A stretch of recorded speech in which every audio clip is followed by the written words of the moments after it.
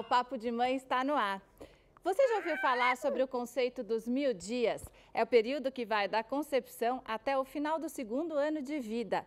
E o que acontece nessa fase pode ser determinante, inclusive, para o adulto que aquela criança vai ser. Né, Arthur? Ó, o Arthur que está aqui comigo, ele tem 4 meses, super falante o Arthur, é filho da Janaína, que vai participar do programa. E a gente vai conversar também com a Carol, que tem uma nenê de 20 dias, né, Carol? Pequenininha, que dor no coração deixar ela em casa no intervalo de mamada. Obrigada por ter vindo, viu? E como é que ela chama? Sofia. Sofia. E a gente vai conversar com a Priscila também, que está grávida. De quanto tempo? 7 meses e meio. Quem que vem por aí? O Jonas. O Jonas, viu? Ai, que gostoso. O desenrolar da gravidez, a alimentação da mãe e do bebê, os estímulos, tudo deve ser muito bem planejado para garantir um desenvolvimento saudável e feliz. Os especialistas convidados de hoje vão dar várias dicas. Veja os destaques do programa.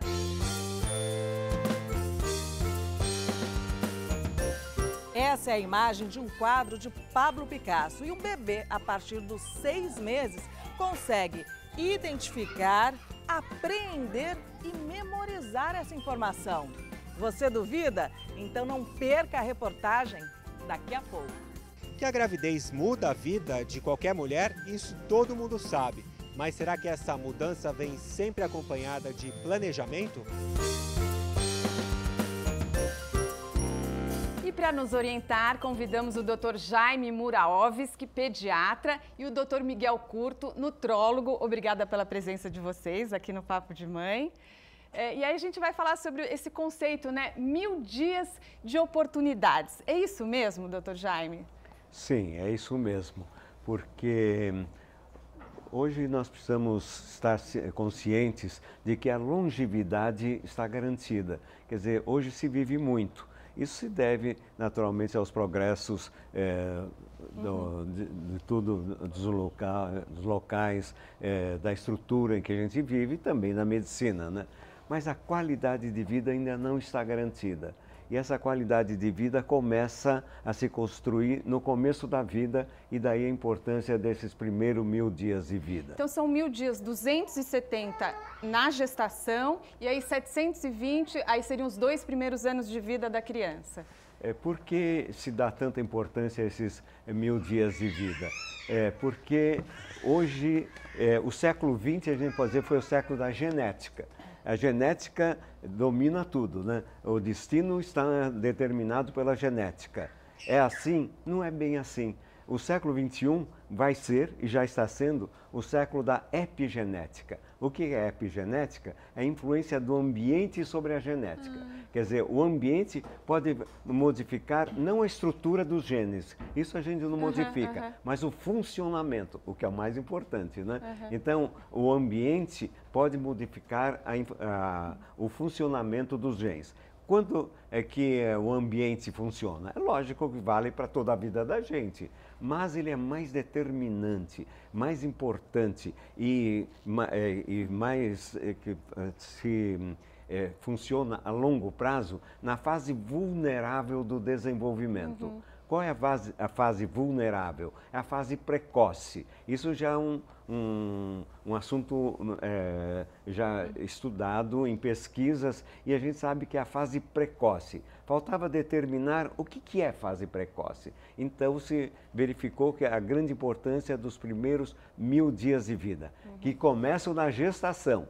E, como você fez a matemática, aí se completa nos 2 primeiros anos de vida. Que interessante, quer dizer que está nas nossas mãos mesmo isso, né? Quer dizer que a nossa responsabilidade enquanto pais é ainda maior também, né? Nesse sentido.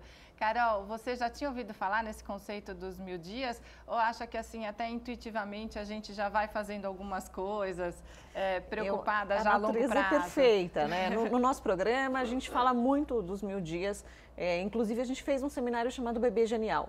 onde a gente fala da importância da gestação, a importância de controlar as emoções, de você conversar com o seu filho e ter esse momento durante a gestação que vai determinar, como o doutor falou, uma formação adulta muito sólida. E você tem uma formação, doutor, me corrija se eu estiver errada, de 50% do cérebro nesses primeiros 1000 dias, não é isso? Exatamente. Então, o nosso programa é muito focado na gestação, porque na gestação você tem essa formação. Que a Carol é apresentadora do programa De Repente Grávida, não é isso? Que é exibido na Rede TV, né? E o programa você começou a fazer, você já estava grávida? Foi durante... Estava grávida. O programa está no ar ainda, né? Eu me descobri grávida aos 3 meses. Quando você descobriu que você estava grávida, quais foram aí os principais cuidados durante a gestação? Bom, primeiro eu tive realmente um receio muito grande sobre a parte emocional da criança. Jana, e você é mãe do Arthur? E o Arthur veio assim de surpresa ou ele foi super encomendado? Como é que surpresa. Surpresa. Também não esperava. E quando eu descobri já estava de 19 semanas. E daí, assim, e você já tinha ouvido falar dessa história dos 1000 dias? Não. E o que você está achando disso? Você acha que até... Não, nunca tinha ouvido falar. Porém, no pré-natal, teve essa orientação emocional para passar para o bebê, conversar com o bebê, cuidado na alimentação. Assim, especificamente da mãe, né? dos 1000 dias, não. Mas, assim, esse cuidado... Teve essa orientação. Esses cuidados durante a gestação, você já sabia que hoje existem vários estudos, que a saúde da mãe é fundamental, isso passa Sim, eu estava num curso de enfermagem, a gente entrou nessa parte de gestação, pediatria, o básico, e quando eu descobri eu estava bem nessa matéria. Então já tinha essa orientação, cuidado com a alimentação, o que você sente, conversa com o bebê, põe música, essa orientação que ela fala. A gente ouve muito, né, dizer da alimentação, da importância da alimentação da mãe quando ela está grávida, né, doutor? Quais aí as dicas para as mães, para as mulheres que estão grávidas? Quais as principais dicas aí para uma gestação saudável? O primeiro é o conceito, bom senso. Uma mãe que se alimenta bem, que come de tudo, come verduras, come fruta, que muita gente não come hoje, vai ter uma gestação em ordem. Então, o importante é cuidar da alimentação desde a mãe. Tá? Variar a verdura, variar a fruta, tá? Um pouco de proteína. Não precisa muita proteína, o brasileiro come muita proteína. Tá? E não precisa ser nada sofisticado. Vai comer fruta, não precisa comprar fruta importada. Usa a fruta de época do local. O que a gente percebe, às vezes, é que cada médico dá uma orientação e daí uma conversa com a outra e fica em dúvida, mas eu sigo o que o meu médico falou, o que o médico da outra falou sobre suplementos ou vitaminas que a mãe tenha que tomar. Toda grávida precisa tomar algumas vitaminas específicas? Eu digo que precisa. Primeiro, a quantidade de nutrientes dos nossos alimentos não são suficientes. Por quê? Cada vez o cinturão verde está mais longe da capital. A terra hoje em dia é usada para plantar sempre o mesmo cultivar, sempre no mesmo local e com adubos NPK. NPK só tem nitrogênio, fósforo e potássio. E o magnésio? E os outros nutrientes? Onde é que estão? A planta vai usando, vai tirando da terra, aqui vem depois já não vai ter suficiente. Então o alimento já chega na sua mesa depauperado. Existem alguns minerais que não existem no solo de São Paulo. Tá? Então, os alimentos nunca vão ter. Quando eu digo alimento, eu não falo só planta. É também a vaquinha que come a grama que cresce nesse solo. Se a grama não tem, por exemplo, o lítio, que não tem na terra de São Paulo, a grama também não vai ter, a vaquinha não vai ter, mesmo que você seja um carnívoro, vai ter carência de lítio.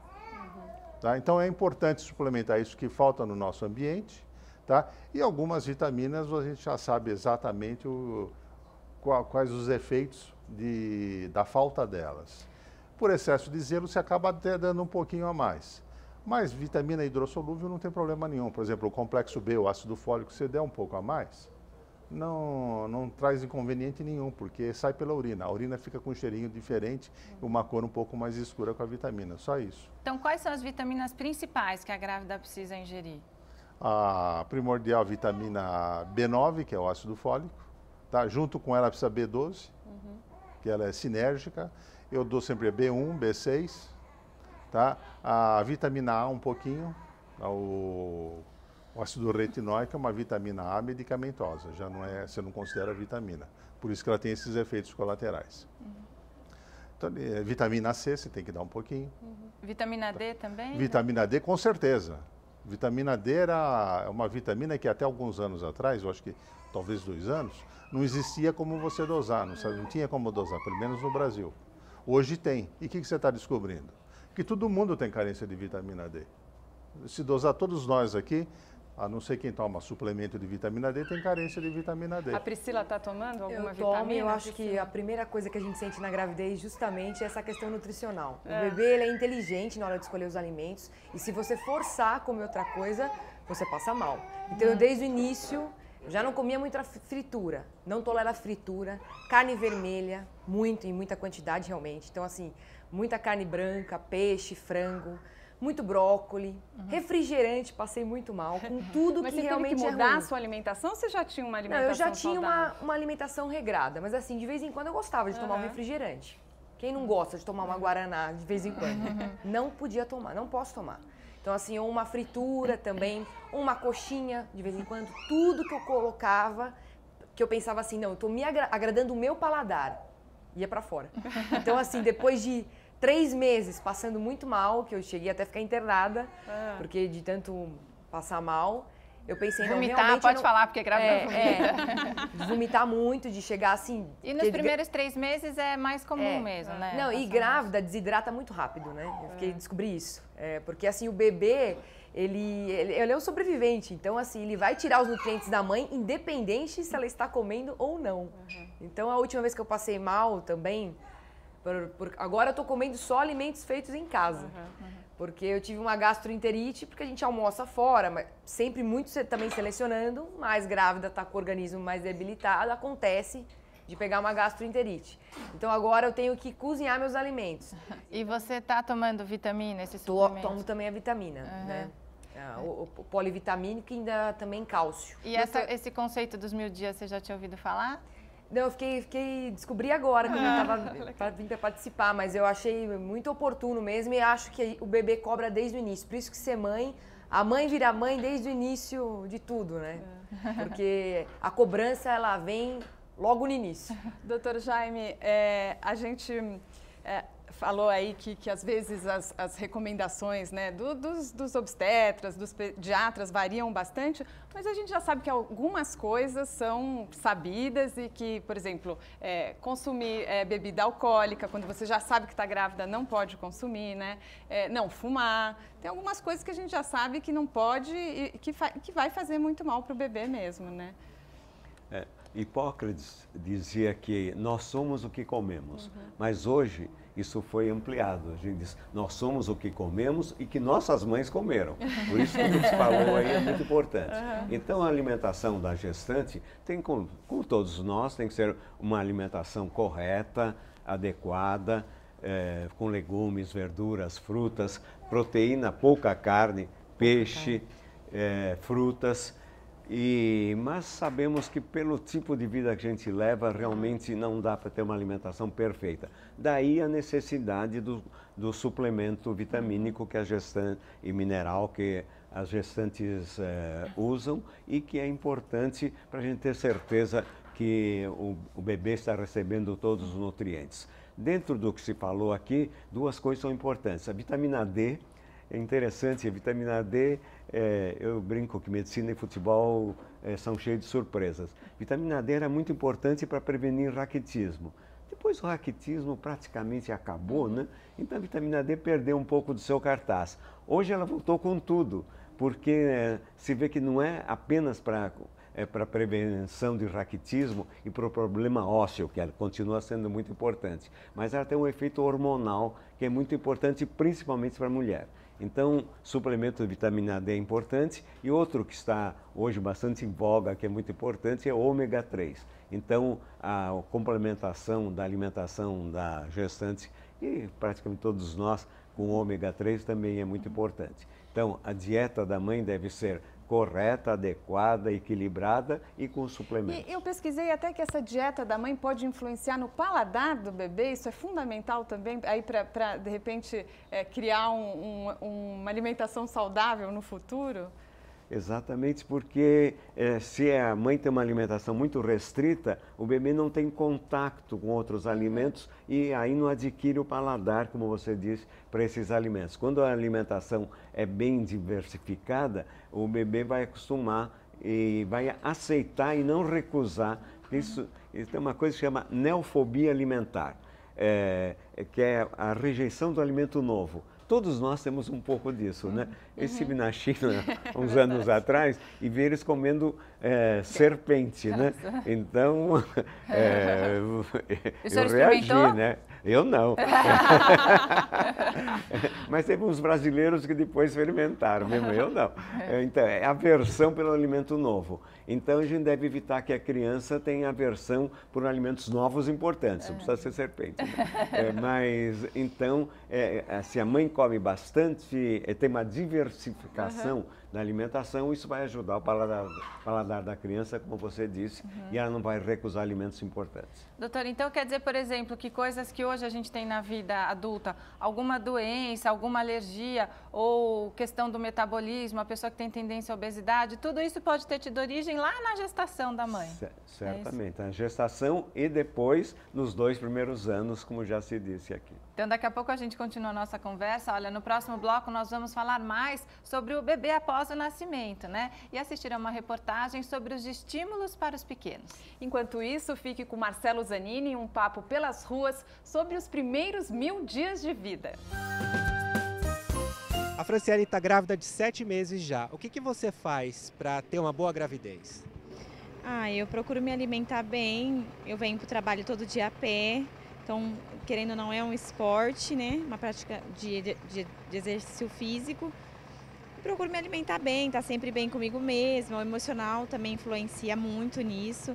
A médica sempre fala para a gente filtrar tudo aquilo que vai influenciar no bebê, é isso. Me alimentei, tomei os remédios que não era para tomar. Seguiu tudo direitinho? Aham. E aí ele nasceu bonitão assim? Nasceu.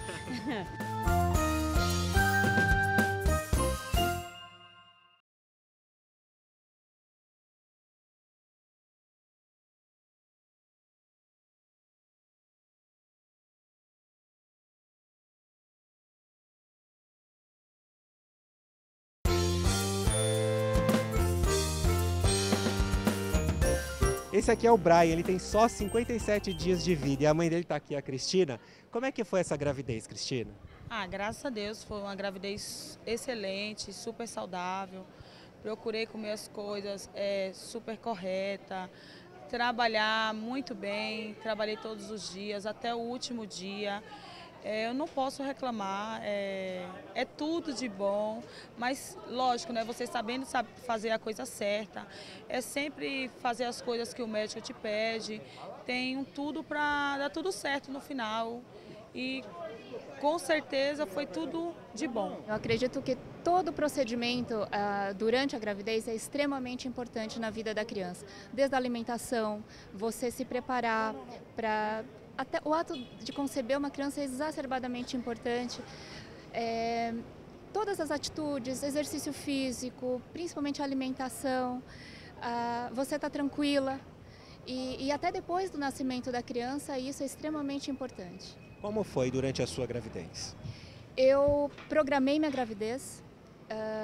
6 meses antes eu procurei minha médica, tomei ácido fólico, evitei álcool antes da gravidez, durante a gravidez principalmente, exercício físico para evitar o excesso de peso durante a gravidez, para evitar diabetes, para evitar problemas, principalmente durante o parto, a amamentação é extremamente importante.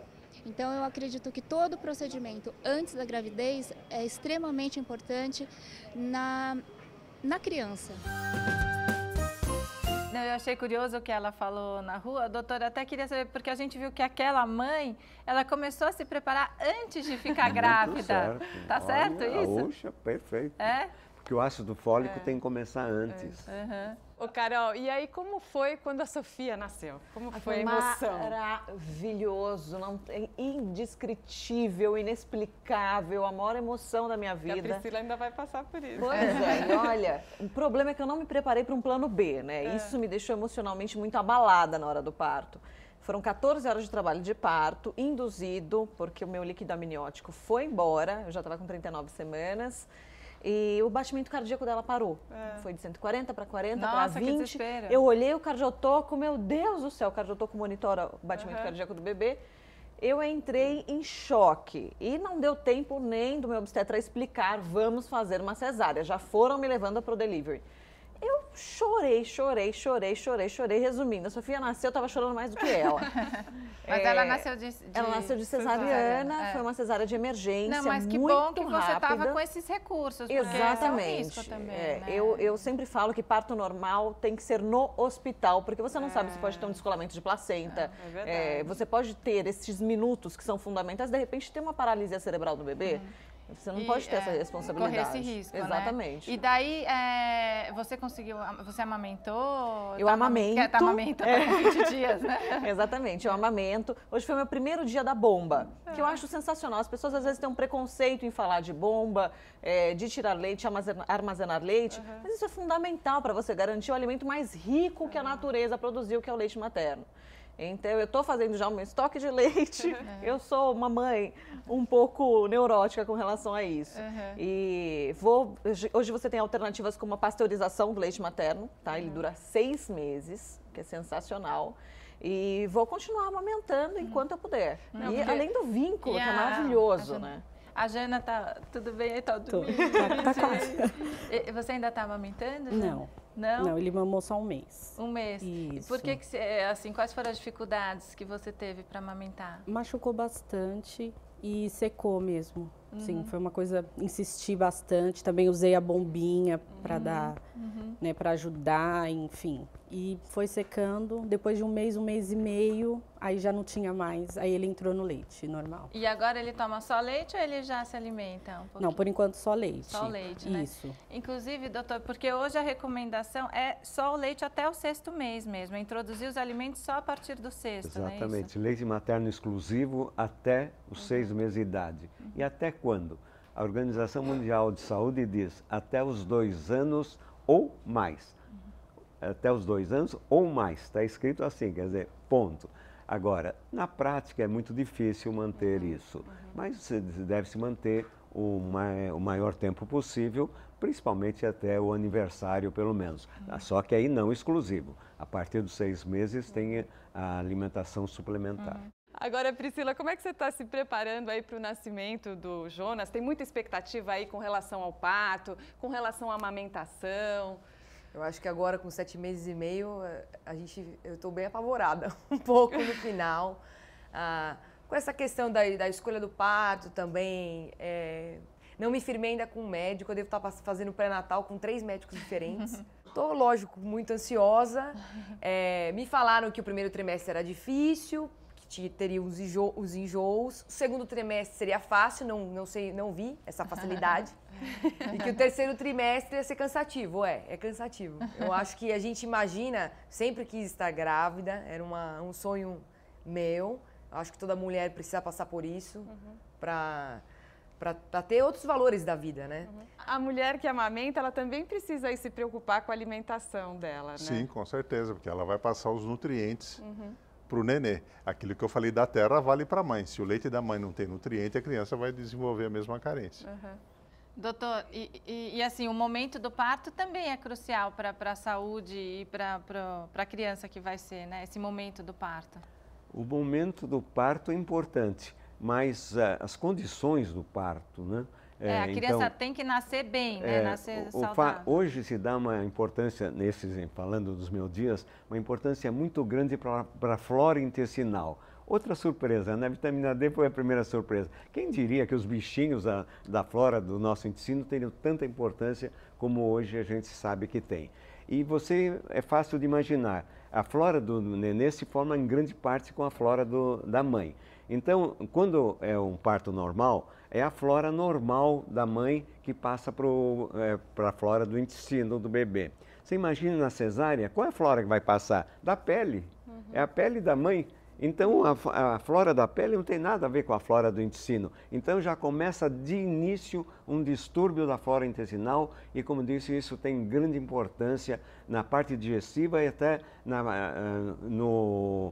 parte imunológica do bebê. Então, é mais um motivo para o parto ser normal. Agora, é lógico, como ninguém vai pôr em risco a vida da criança ou a vida da mãe por não, tem que ser parto normal. Não é, a gente não pode ser radical nunca, mas tem que ter bom senso. Bom, a gente falou tanto da amamentação, queria só que o doutor Miguel concluísse aí o que tem de tão importante no leite materno, né, que vai passar para o bebê, até na questão de imunidade, que a gente fala que o leite materno é como se fosse uma vacina natural, não é? Nos primeiros, isso aí eu acho que o professor pode responder melhor. Mas no início da amamentação é o colostro que tem mais imunoglobulinas, que seriam os anticorpos da mãe que ela transfere para o nenê, porque ele está começando uma vida no mundo exterior, entrando em contato com germes que não existiam no útero. Então, essa primeira fase é a defesa imunológica do nenê. Tá? Em seguida, o leite vai ficando mais engordurado, mais nutricional, para atender às necessidades do nenê. E o leite materno, como materno humano, é característico da espécie humana. Ele serve especificamente, é feito sob medida para o bebê humano. Ô Carol, a Sofia ainda é bem pequenininha, tem 20 dias, mas depois que o bebê nasce, as mães já começam a se preocupar com o estímulo. Como estimular o meu bebê? Aí também essa preocupação de não estimular demais, de não estimular de menos, né? De estimular e de uma forma adequada. Você já está pensando sobre isso? Olha, eu me preocupei desde a gestação, né? Que na verdade você consegue dar o estímulo fetal gestante. Você consegue dar esse estímulo com música. Hoje você tem aparelhos com anos de estudo que conseguem estimular e fazer o que a gente chama de educação fetal. E o que a gente sempre falou no programa é mais som, os doutores me corrijam se eu estiver errada, mais som, mais educação. Então você tem a frequência do som que o bebê acompanha, o bebê é o ambiente, então você tem que criar um ambiente muito familiarizado para ele, visualmente, com a frequência de som, a mudança de som. Eu faço isso muito com a Sofia. A gente tem hoje várias músicas, Bebê Genial, clássicos e músicas estudadas, com anos, né, de estudo. Isso sempre foi uma grande preocupação minha. E eu vejo na carinha dela o resultado. Já vocês são mães, dias. vocês sabem, né? A gente canta uma música, o bebê começa. E chacoalha, e vem. Então eu quero aproveitar que a gente vai assistir uma reportagem agora, ó, e o Arthur dormiu, tá tão gostoso assim. Papo de mãe dá um soninho, Ele queria colo da mãe, ele estava chorando, né? Olha, a gente vai assistir agora a reportagem que a Fernanda de Luca, ela vai mostrar pra gente uma escola diferente, um espaço que oferece cursos justamente para esse desenvolvimento, tanto do feto quanto dos bebês. Quem imagina que um curso para bebês seja algo calminho se engana. Nesse aqui, até 6 meses, a ordem é se movimentar para todos os lados, para cima e para baixo. A mamãe que estiver assistindo a reportagem pode repetir os exercícios em casa. Vamos lá? Use uma almofada grande ou colchonete para esse vai e vem que faz o bebê encontrar a zona de equilíbrio e desenvolver segurança em si mesmo. Em uma bola grande, sempre segurando a criança pela cintura, escorregue para frente, para trás e para os lados. Se o pequeno estiver gostando, vá ampliando os movimentos. Como os bebês têm o tronco muito maior que os membros, o ideal é alongar. Aproveite o ritmo da musiquinha e leve os bracinhos para o alto, cruze na frente, as perninhas para cima e esticada e os pezinhos até a boca. E as mamães precisam lembrar que os bebês são super flexíveis, não quebram, mas mesmo assim eu vi que você ficou com o coração apertado, teve uma hora. Eu fiquei, claro. Eu não sei, às vezes penso que posso machucá-lo, independentemente da flexibilidade que ele tem.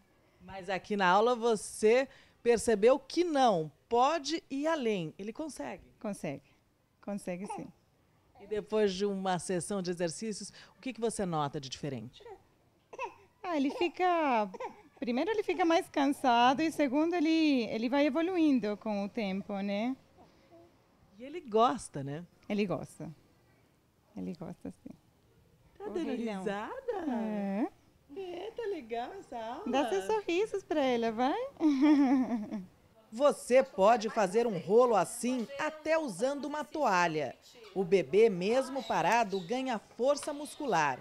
E na velha brincadeira do aviãozinho, o pequeno adquire noção do espaço e firmeza, além de dar boas gargalhadas. Ele se diverte muito. Eu faço esses estímulos com ele desde quando praticamente ele nasceu. Então, ele adora os exercícios e praticamente todos os dias a gente brinca bastante com isso. E a Alessandra também estuda, quer dizer, o dia fica muito mais corrido. Mesmo assim, dá para fazer alguns exercícios? Dá sim. Dá para aproveitar bastante também. Eu aproveito que eu tiver o tempinho, eu já faço exercício mais rapidamente. Mas eu peço muita ajuda, que é minha mãe. Ela faz o resto para mim. A mãe é a vovó Lília aqui, de primeira viagem. Então, uma avó super babona. É a personal trainer, é isso? Sou a personal trainer, desde manhã cedinho. De manhã que é mais divertido, ele acorda com maior ânimo. E dá risada e música, ele gosta. Tem umas que ele gosta e outras não. Ah, você percebe qual que é a favorita dele? É a Tchaikovsky, a Valsa das Flores. Ah, então o gosto musical dele já está apurado. Já está apurado.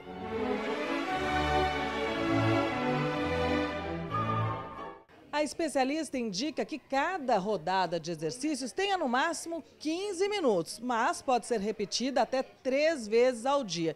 E o resultado, olha só, a Heloísa que fez tudo direitinho, agora cansou e relaxou. Relaxou, agora vai dormir bem tranquila. E você realmente percebe isso no sono dela da noite? Sim, com certeza. Ela dorme bem tranquila. A noite toda? A noite toda, graças a Deus. Ainda na barriga, o bebê já sente as vibrações sonoras. Por isso, ouvir música, cantar, conversar e fazer sempre carinho são estímulos auditivos e emocionais muito importantes. A Raquel já tem a Cecília, de 2 anos, e agora está esperando o Leonardo, que está quase para nascer mesmo. E você percebe que ele responde a cada toque, a cada som. Percebo que quando o pai chega do trabalho e conversa, ele fica um pouco mais ativo. Percebo que ao som de música clássica ele dá uma relaxada, que quando a irmãzinha mais nova está mais agitada, ele também está agitado. Ele responde sim, já ouve, já sabe o que está acontecendo aqui fora. E a partir dos 6 meses, mostrar algumas figuras para o bebê e dizer o que elas significam é super importante. Não é muito precoce, eles aprendem mesmo. Aprendem, e quanto menores, mais rapidamente aprendem. Então, por exemplo, se nós mostrarmos animais, baleia azul, peixe-boi, lobo, gorila, gato siamês, dromedário, koala, cavalo árabe e canguru, por exemplo, eles rapidamente absorvem a imagem e associam com o conceito. E mesmo que mais tarde esqueçam, foram formadas sinapses. E quanto mais sinapses as crianças tiverem, mais inteligentes elas vão ficando.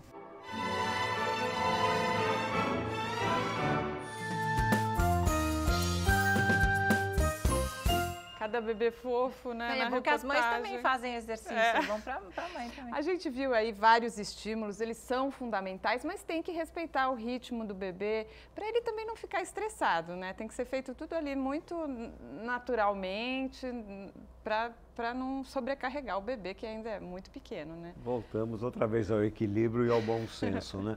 Mas o estímulo é importante. E, aliás, eu recomendo muito ler para a criança. A criança é bebezinho, mas é muito bom. Que legal. Aquilo que ela Às vezes mostrou, só deixar também no excelente tapetinho, estímulo. o bebê já é uma estimulação, né? E a Janaína, a gente viu que o Arthur está tão estimulado, não parou de falar uma graça, né? O que ele já faz, assim, além de falar, que a gente viu que ele é bem tagarela, né? Assim, é interessante que o estímulo com ele começou na gestação.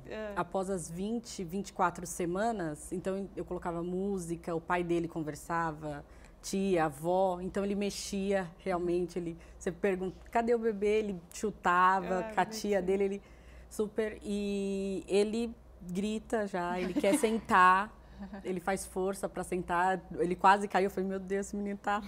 Mas você faz força, ele levanta e senta e olha e pega, e a gente conversa com ele, ele grita como se estivesse respondendo. Então, assim, ele é muito... bonitinho, ele né? conversa bastante. Tem gente que olha e fala, nossa, ele já tá conversando, só tem 4 meses. Então, olha, eu vou chamar o próximo bloco. Nós vamos receber aqui no estúdio o Marcos Aquil, autor do livro Filhos Educados e Felizes, com a sabedoria oriental milenar. Fique com a gente aqui no Papo de Mãe. Hoje estamos falando dos primeiros 1000 dias de vida do bebê, da concepção até os 2 anos. Cristiane, durante a gravidez da Larissa, o seu estado emocional mudou? Mudou bastante. Como que foi isso?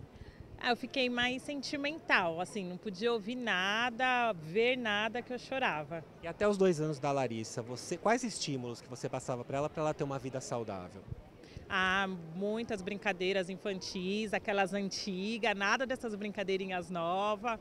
Ela gosta de brincar bastante, atividades, desenho e brincadeirinha em casa. Cuida da alimentação? Sim, bastante. Tudo horário certinho, almoço, café, janta. Para mim foi tranquilo porque eu já tinha uma noção na área da saúde e tudo mais. Mas mesmo como enfermeira, eu falo que eu sempre brinco que eu era enfermeira, mas eu não deixei de ser mãe, né? Porque por mais que eu cuidasse, a minha área é obstetrícia, mas ser mãe é diferente, né?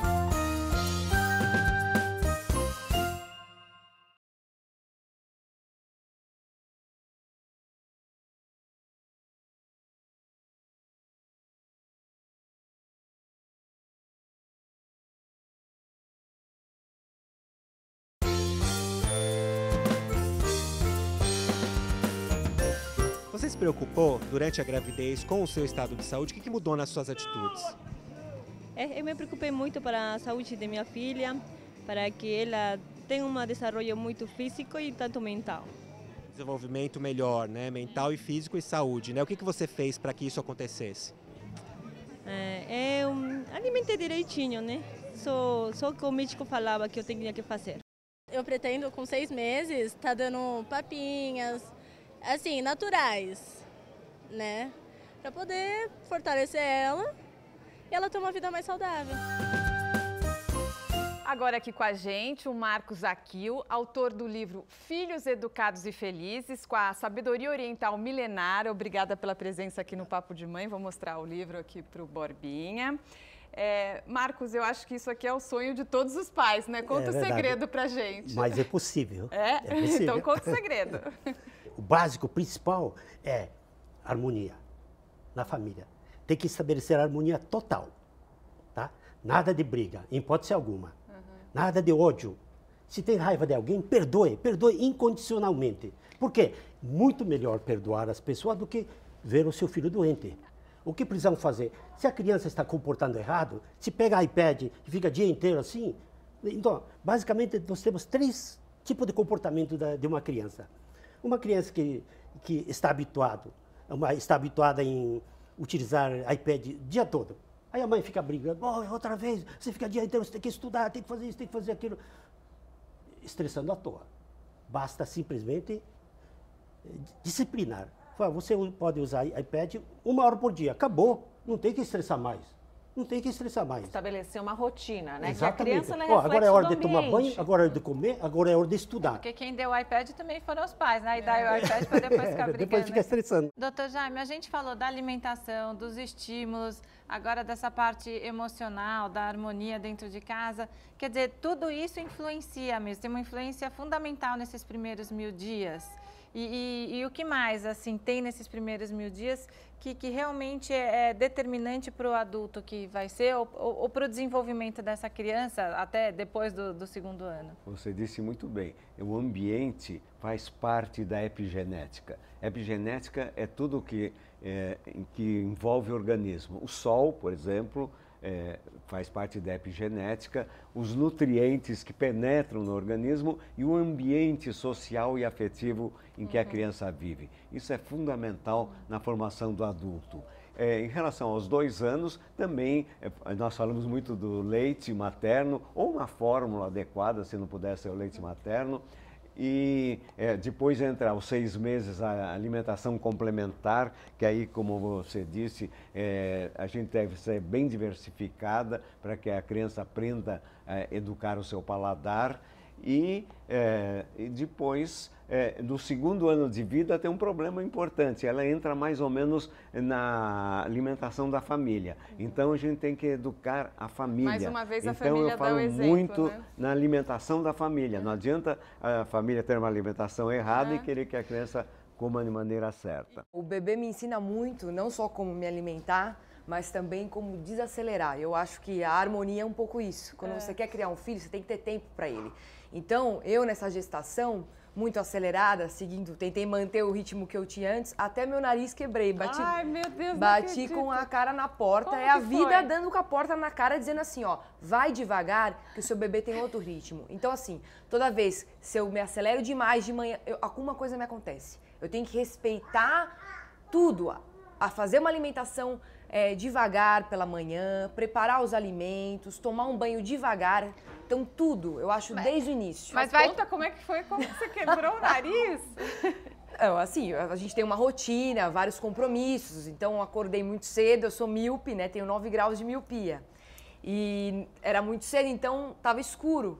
E o despertador tocou muito barulhento. E a gente fica meio desnorteada. Tem até uma amiga minha que fala que são as gestontas, né? É uma fase que você perde, assim, alguma coisa dirige eixo. mal. Eu não sei o que acontece com a gente. defesa do seu corpo para você desacelerar. Exatamente. Então eu fui muito acelerada, não enxerguei que a porta estava fechada e dei com a porta na cara. Janaína, como que é a rotina do Arthur? Ele já dorme a noite toda, ainda acorda para mamar? Não, ele acorda de 3 em 3 horas ainda, mas ele tem o horário. Ele tem o horário do banho, é um reloginho, de 3 em 3 horas ele mama, às vezes passa um pouquinho, 4 horas e meia durante a noite, mas ele tem ali o horário dele. 10 horas, 10 e meia da noite, ele já está dormindo, aí vai até o outro dia. Só nem acorda, assim, chora um pouquinho, mama, continua dormindo. Quer dizer que você ainda acorda bastante durante Acordo a noite bastante. também. E olha Porque como... às vezes acontece do bebê a partir dos 2... Eu lembro as minhas 2 filhas, a partir do 2º mês já dormiam a noite toda. Se o bebê está dormindo, eu não preciso acordar para mamar. Não, se está bem alimentado, o crescimento está normal, não precisa. Agora, isso é muita sorte, hein? Não é o comum. O comum é o dela. Não, daí quando veio o menino, até fazer 1 ano ele acordava. Não sei também se é diferente por ser menino e menina. Ou E tem que estar de ganhando cada... peso também, né? Porque é muito complicado. Às vezes a criança dorme a noite toda, mas ela não está ganhando peso adequado. Aí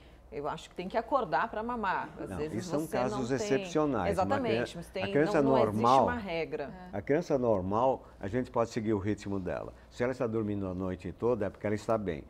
Mas no começo, principalmente os primeiros 15 dias, que são terríveis, aí a gente precisa acertar. Mas depois, se a criança está indo bem, o crescimento é normal, se ela dorme a noite toda, ela não vai acordar, não. Aliás, graças a Deus. E olha, eu fiz uma pesquisa, olha como são fundamentais esses primeiros dias para a saúde física e mental dessa criança para o resto da vida, né? A pastoral da criança está alertando as famílias sobre a importância aí dos primeiros 1000 dias.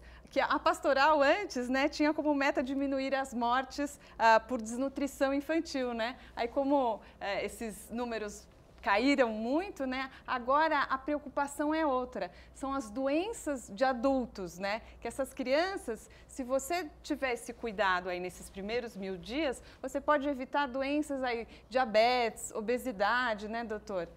É que foi até o que o doutor já me falou no começo do programa. Eu falei no começo, exatamente isso. Quer dizer, garantir a qualidade quando eu comecei a minha carreira pediátrica, há mais de meio século, a preocupação era a mortalidade. A criança ia morrer. A mortalidade infantil era muito alta e a desnutrição era grave e frequente. Felizmente, o Brasil melhorou muito. Não está naquele ideal que nós gostaríamos, né? Mas que não há dúvida que melhorou. Desnutrição grave praticamente acabou. Então, a longevidade aumentou muito, então a vida está garantida. Agora precisa qualidade de vida. E aí, agora, todo o nosso enfoque é na qualidade de vida, que começa fundamentalmente nesses primeiros 1000 dias de vida, mas é lógico que continua depois. Mas os primeiros 1000 dias de vida, pela epigenética, vão influir todo o desenvolvimento do indivíduo e doenças, como você falou. Eu li que os primeiros 1000 dias são os dias de formação e depois dos 2 anos de vida aí vem a manutenção. Manutenção, perfeito, perfeito. E quais são as doenças, por exemplo, que hoje as pessoas têm numa vida, né, que tem na velhice, que podem ser evitadas lá no começo? Arteriosclerose, diabetes, obesidade, hoje um grande problema da obesidade, osteoporose na mulher, doenças mentais. Então, essas são algumas das principais doenças. Curioso que na base de todas essas doenças está a genética. O indivíduo tem arteriosclerose porque ele nasceu para ter arteriosclerose. Só que a epigenética agora, que são esses cuidados, principalmente nessa fase vulnerável da vida, podem evitar a sentença da genética. Entendi, quer dizer, ele pode ter na genética, mas se ele se cuidar, ele não vai desenvolver a doença. Exatamente. Ou atrasa o aparecimento. Exatamente. Tem certas doenças, tem câncer femininos, por exemplo, que tem muito jovem, isso é genético. Então o indivíduo precisa ter o gene. Quem não tem esse gene não vai ter essa doença de jeito nenhum. Então a epigenética seleciona dentro daqueles que têm o gene naqueles em que a doença vai se manifestar. Então, se você não tiver o gene, você não vai ter essa doença de jeito nenhum. Se você tem o gene, você não é obrigado a ter essa doença. A epigenética pode evitar. Quer dizer, em relação à obesidade também, às vezes tem uma questão de genética, do metabolismo, mas, por exemplo, agora é indicado que a criança até os 2 anos, ou até o 1º ano de vida, não sei, a questão do açúcar, por exemplo. Qual que é a orientação? Açúcar, eu digo que não é alimento. Açúcar é guloseima. Então, eu digo, açúcar não deve fazer parte da tua rotina. Então, criança não deve usar açúcar. Tem exceção? Tem. Quando começa a ter a sua vidinha social, vai ter a festinha de aniversário dos amiguinhos. Então, se faz exceção. Mas você não pode ter doce em casa. Você não deve ter guloseima em casa. Aqui eu ia concluir que você falou de 3 pontos, você falou de 1. Vou falar do segundo. Segundo é comportamento errado.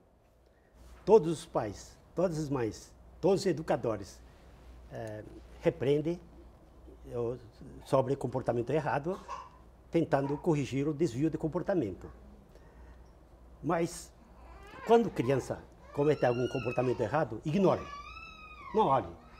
Quanto mais mexer, quanto mais criticar, quanto mais castigar, vai piorar cada vez mais. Ao invés disso, observe qualquer atos positivos, tá? Bons feitos. E elogie. Elogie. Assim, com o tempo, aqueles comportamentos errados vão reduzindo, diminuindo, vai chegar um momento que não vai ter mais comportamento errado. Esse é o segundo, resumindo rapidamente. Terceiro é um acidente que uma criança causa correndo para cima e para baixo, derruba o copo espatifa e quebra. Eu uma vez estava no casa de um amigo meu, a criança de 5, 6 anos fez isso. A mãe pegou e ralhou, xingou, gritou com a criança, né? A criança, quando quebrou o copo, ele sentiu, né? Ela sentiu que fez alguma coisa errada. Agora, a criança sentiu que fez alguma coisa errada. Gritar em cima é um ato muito impiedoso. Muito impiedoso. Uma vez, eu estava num restaurante. A minha netinha de 4 anos estava tentando pegar o garfo. Aí ela pegou o garfo que estava dentro do pirex, puxou assim, o pirex caiu no chão, espatifou, fez um tremendo barulho. Ela ficou tudo assustada, assim, ficou tremendo, assim, no meio do caco de vidro e o garfo. E eu imediatamente corri lá, tirei ela do meio do caco de vidro, né? Fiquei abraçando ela até parar de tremer, tá? Até parar de tremer. Depois eu falei assim, agora você sabe que o vidro caindo no chão quebra, né? Depois fiquei abraçando assim. Depois não falei mais nada. E na volta, quando eu estava levando a netinha, né, para casa dos pais, a mala que estava no cadeirão de trás, ela falou assim, Di-chan, é vovó, né? Di-chan, eu adoro você muito. Que bonitinho. Isso é o que vale, né? Tem que ser assim. Se sentiu segura também, né? Eu vou passar uma última rodada com vocês, Jana, ele precisa trocar a fralda, né? Obrigada por ter vindo, viu, Janaína? Você quer ir trocar a fralda dele? Pode ir lá. Vamos dar prioridade para ele, né? As crianças aqui sempre têm prioridade. Obrigada. Pode ir ali atrás, tem onde trocar. A Caterine vai te ajudar. Carol, fala então do seu programa. Bom, agora a gente terminou a primeira temporada no Natal. Foi um sucesso, passou às 16h30 na Rede TV aos domingos. A gente ainda tem cenas extras agora em janeiro, no derrepentegravida.com.br, pílulas. A gente tem gravado bastante teasers dos primeiros meses, né, de gestação, esses primeiros 1000 dias que são tão importantes para a formação que a gente falou hoje. E a nossa segunda temporada começa em março, aí com também os primeiros cuidados do bebê. É ótimo. E a gente precisa agradecer a Sofia, que liberou você para vir hoje aqui, Já né? deve estar pedindo a mãe de volta. Legal. Obrigada, viu, Carol? Muito obrigada. A Priscila? Eu estou diariamente no canal Rural, né? Eu faço a previsão de tempo e clima focada para o agrobusiness e estarei ao vivo todos os dias até o Jonas deixar, espero. Em meados de fevereiro, tá a previsão para ele nascer. Mas estou ao ar passando as informações, vamos ver. A previsão de quando ele vai nascer aí já não é comigo, é só a previsão do tempo. E a gente já viu então que agora a sua lição de casa é baixar um pouco a ansiedade. É isso? Baixar um pouco a ansiedade, respeitar os limites do bebê e a vontade dele já desde o ventre, né? Legal, obrigada. Aqui os livros estão à venda nas livrarias. Saraiva. Aí qual que é o e-mail? marcosakio@yahoo.com.br. Tá legal, obrigada, viu? E o Dr. Jaime, tem algum site ou e-mail para divulgar? Tem o e-mail jmura, letra J, @osite.com.br. Só queria dizer que, como se foi dito aqui, tudo que foi dito aqui aumenta muito a responsabilidade dos pais, né? Mas, felizmente, é numa época que os pais podem estar mais presentes, que é o começo da vida em que a mãe até tem a licença e o começo em que os pais estão realmente mais ligados. Então, essa união entre a família e o pediatra vão dar essa base para uma criança que vai ser um adulto mais saudável, ter não só uma vida longa, mas uma vida saudável, inclusive feliz por causa da parte do desenvolvimento mental adequado. Legal. E o Dr. Miguel? Eu gostei muito de estar aqui com vocês, são muito simpáticas, a companhia é muito boa, o sensei e o professor. E eu acho que o mais fácil, se você precisar entrar em contato comigo, entra pelo Facebook. É Miguel Curto, não tem outra curtição. Tá? E lá é aberto para quem quiser e eu respondo o que for necessário. Tá ótimo. Então, obrigada a todos mais uma vez por terem vindo. Só queria dar os parabéns pelo alto nível do programa. Parabéns para vocês. A gente que fica feliz, graças à presença de vocês aqui, né? Olha, no próximo programa o papo vai ser sobre a primeira vez na escola. Vocês ainda vão passar por isso. Será que o primeiro dia de aula é mais difícil para a mãe ou para a criança? E será que existe idade ideal? Acompanhe o Papo de Mãe também pelo portal e nas redes sociais. Semana que vem tem mais aqui na TV Brasil. Até lá. Até. Obrigada, gente. Obrigada, viu?